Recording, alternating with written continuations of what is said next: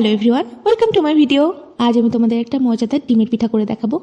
বেশি কিছু লাগবে না, ঘরের কিছু জিনিস দিয়ে হয়ে যাবে। আমি এখানে 3টা ডিম ফেটিয়ে নিয়েছি, তারপর একটু বেকিং পাউডার, একটু লবণ আর স্বাদ অনুসারে চিনি দিয়ে দিলাম, অল্প পরিমাণে কালো জিরে দিলাম আর হলো পাউডার মিল্ক।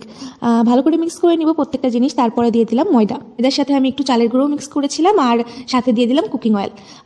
এরকম একটা ডো বানাতে হবে যেটা দিয়ে আমরা রুটি বেলি।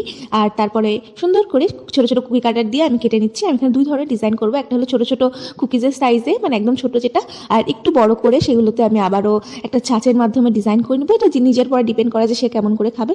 ট্রাস্ট মি, এগুলো খেতে অনেক বেশি ইয়ামি। একবার হলো তোমরা সবাই ট্রাই করবে। আর আমি এখানে এই যে আস্তে আস্তে সাজ থেকে একটা একটা করে বের করে নিচ্ছিলাম।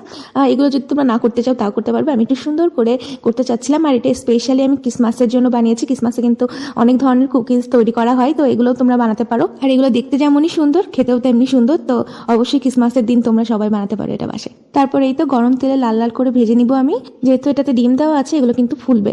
And it's look good, right? আগের ভিডিওতে আমি তোমাদেরকে নকশি পিঠা করিয়ে দেখেছিলাম, বাট নকশি পিঠার থেকেও ইজি ওয়েতে কিন্তু এই পিঠাগুলো তৈরি করা যায়।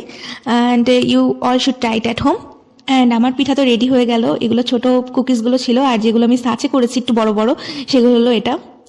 এগুলো অনেক বেশি ক্রাঞ্চি হয়, খেতে অনেক মজার হয়। আর এগুলো তোমরা একবার করে রাখলে এয়ারটাইট জারে কিন্তু অনেকদিন সংরক্ষণ করতে পারবে। Hope you all like my video. Thank you for watching. Love you all.